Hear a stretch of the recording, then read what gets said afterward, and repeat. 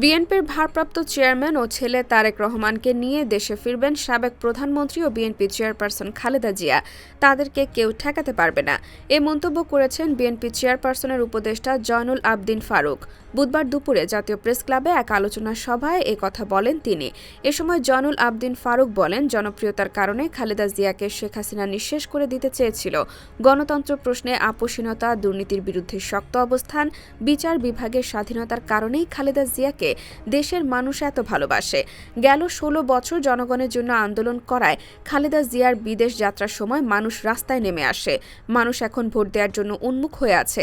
তারা ভোটের তারিখ চায়। মানুষ আর মঈন ফখরুদ্দিনের সরকার দেখতে চায় না।